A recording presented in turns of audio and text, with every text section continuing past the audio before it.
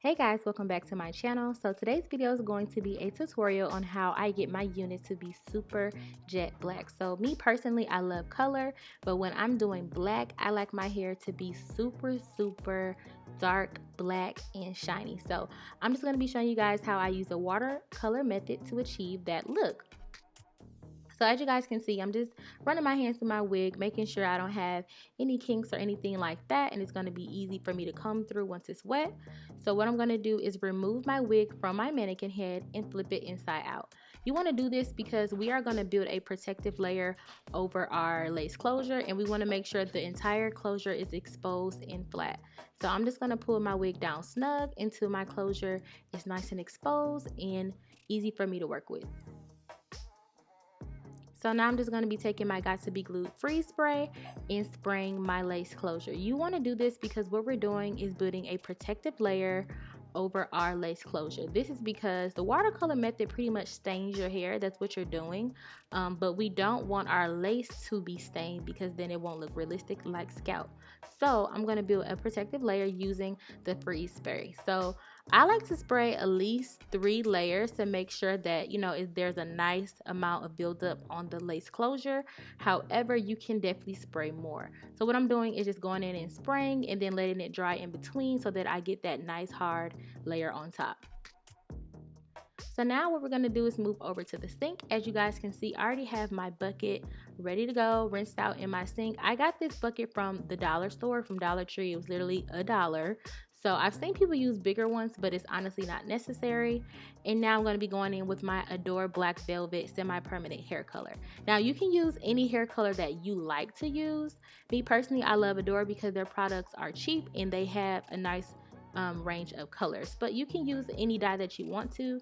And actually, if you use a permanent hair dye, this process will come out even better for you because semi-permanent hair color tends to bleed, especially Adore, but to each his own. So now what I'm going to be doing is just pouring my dye in the bottom of my bucket. And as you guys can see, I'm actually filling up my hair color bottle with water to get any excess dye out of the bottle. Now usually if I was dyeing my hair with the brush and dye, I wouldn't do that because I don't want to dilute my color. But because we are using the watercolor method, you can use as much water as you like. So I'm just trying to basically get all the products out of my bottles. And for this wig, I used 2 bottles of dye. However, my wig was already pretty dark, but if you want your wig to be nice and dark like mine and you have not previously dyed it before, I would recommend at least using 3 to 4 bottles.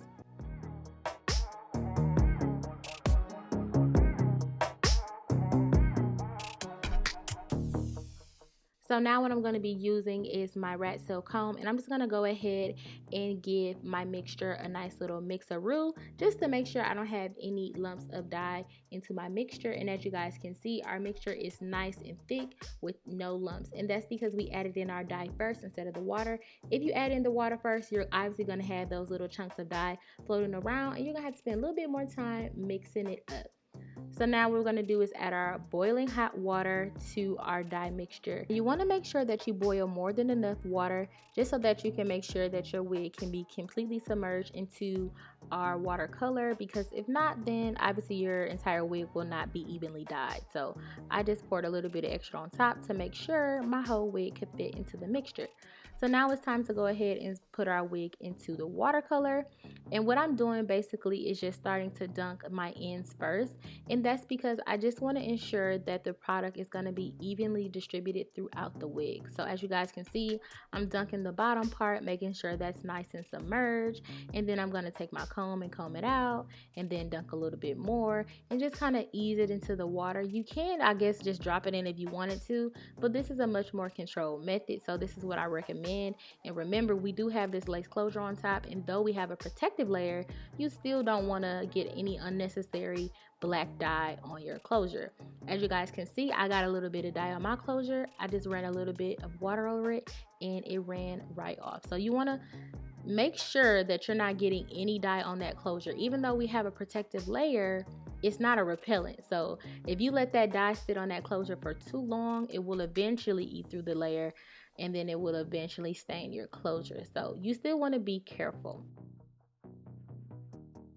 So I'm just dunking my wig into my solution just to make sure that, you know, the product is spread throughout the wig evenly. This part is somewhat optional, but I try to be a perfectionist, so I'm just taking my time and making sure that, you know, everything's gonna be evenly colored.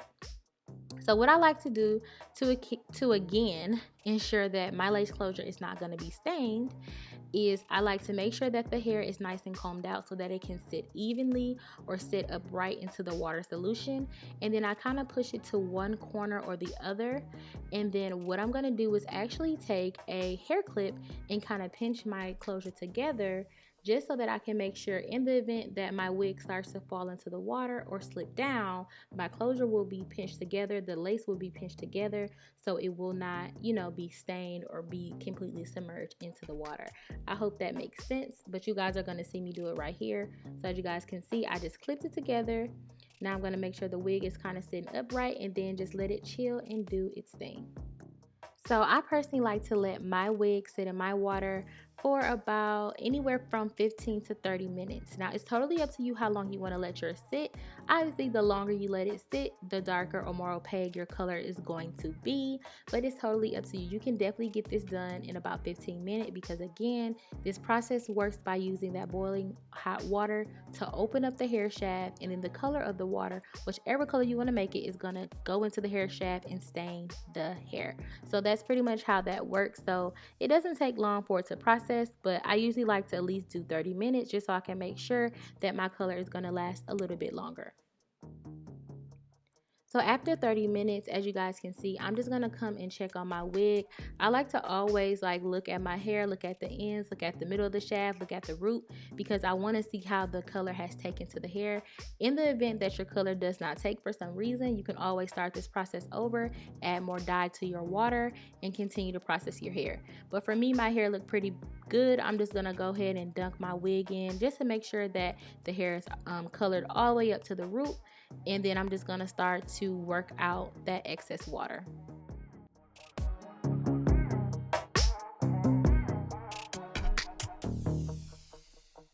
Now this part is very important. Listen up. You want to make sure that you rinse your hair with cold water, because remember, we opened up the hair shaft and stained the hair with the hot water.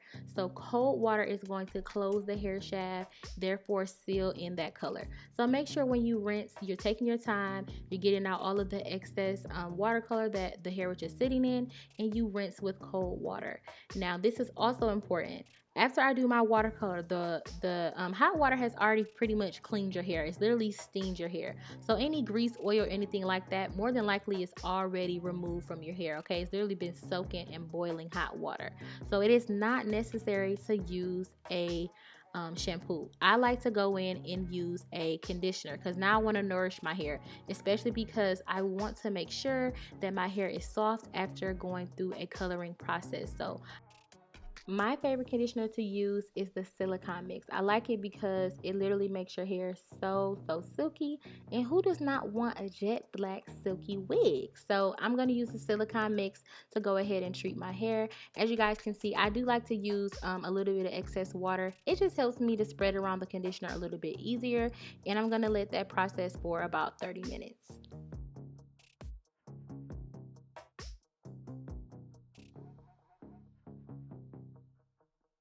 Now after I have rinsed my conditioner out, all I'm going to do is go in with a little bit of setting mousse. I like the Nairobi setting mousse because it does not leave any type of film or sticky residue on your wigs or lace closures. So I'm just going to use a little bit of this and basically start to set my parting. Now after doing this, you can change your parting, but setting your parting with mousse just literally helps your part to be so flat and so, neat. So while my hair is wet, I like to go in with some setting mousse and my rat tail comb and start to set my part. Now as you guys can see, the wig is super dark from the watercolor process. So I know you guys have seen this on colored hair many times, but it also works for jet black hair as well. So I'm just gonna turn my wig as I'm parting my closure just to show you guys different angles of the wig so you guys can see that it's consistently dark and jet black throughout the entire wig.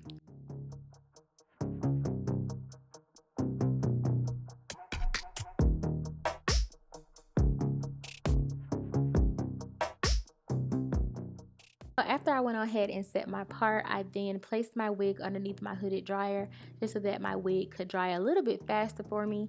So later I attached my elastic band and then installed my wig. If you guys want to know the details on how I do my wig installs on my TWA, then make sure you guys check out that video on my channel as well. And this is pretty much what the color came out like. So as you guys can see, from any and every angle, the hair is completely and evenly dyed, and it is super jet black and shiny. The hair looks so healthy, and I love it because it doesn't take any time, and this process does not damage your hair or leave it dry and brittle. So I hope that you guys enjoyed this tutorial. I love making these videos for y'all, so make sure you show your girl some love, hit that notification bell before you go, and make sure you subscribe so you can be a part of the Slay family, period, poo. So I love you guys all so much, and I will see you guys in the next video.